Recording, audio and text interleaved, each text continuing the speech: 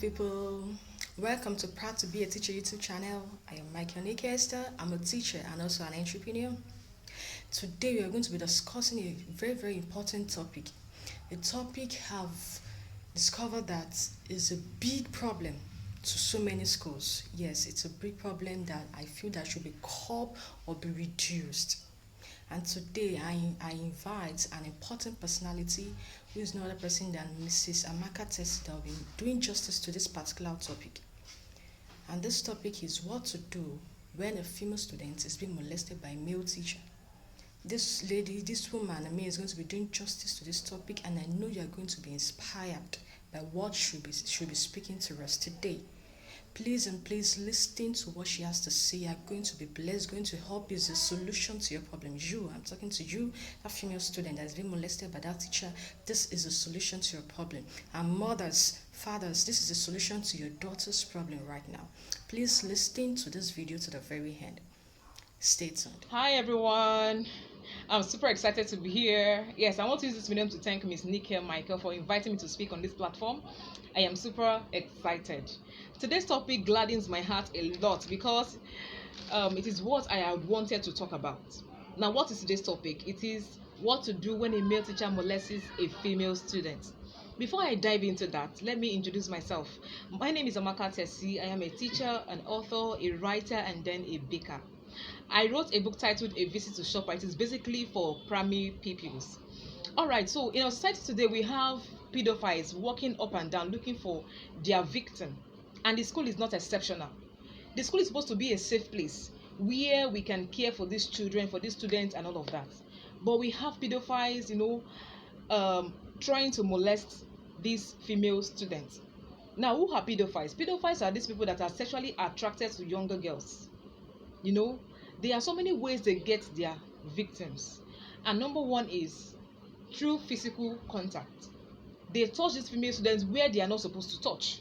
Places like the buttocks, the breasts, and all of that. So this is how they get their victim. Number two is by gifting them, parcels, gifts, books, telling them that, okay, I'm behind you, I'm going to guide you in the school, I'm going to, I won't whenever you come late to school, I'm going to, protect you, the school authority will not flog you, or any teacher on duty will not flog you. This is also how they get their victims. All right. The number three is also, sharing their phone contacts. They give out their phone contact to this female student, telling them, okay, even if you don't have a phone, you can use your mom's phone number to call me. You can use your dad's phone number to call me. And this actually makes them also send pornographies. They give their phones to these female students, tell them to watch something like this, that it will help them. And then maybe after watching, they call this female student or I call her into the staff room or maybe anywhere, and then start asking, how do you see it? Do you like what you saw? Can I also do that to you? Or do you wish I do that to you as well? This is how they get their victims. Now, I want to tell you what this thing does to these female students. Number one is that it makes them insecure. They are insecure because this male teacher, this pedophile, this predator must have threatened them that if you talk, I'm going to kill you.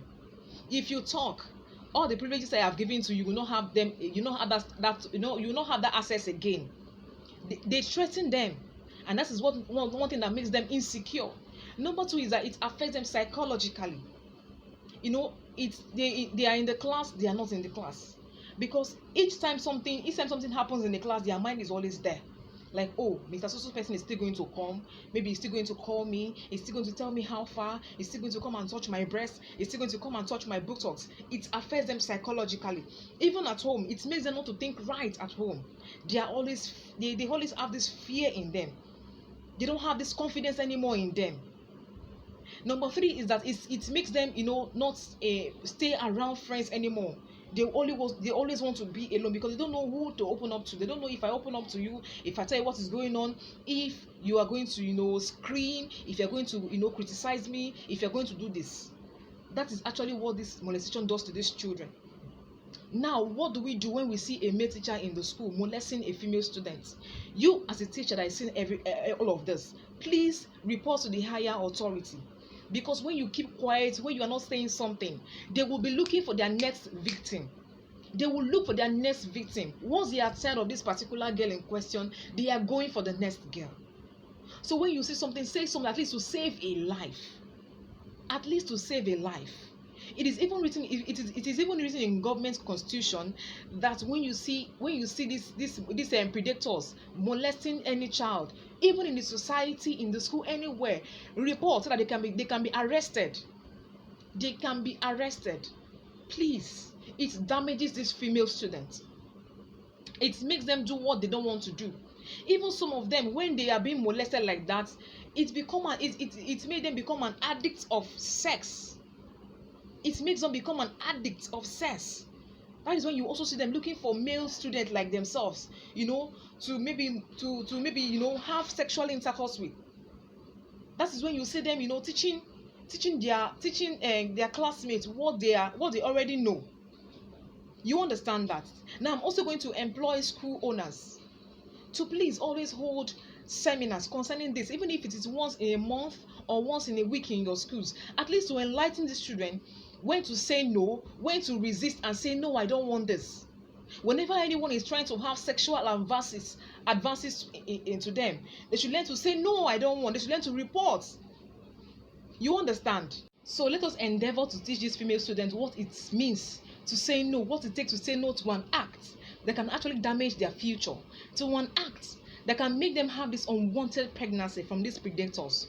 All right, when they see a male teacher having sexual advances to them, they should tell the teacher, no, I don't want this. And when this particular male teacher insists, then they should learn how to report to the higher authority.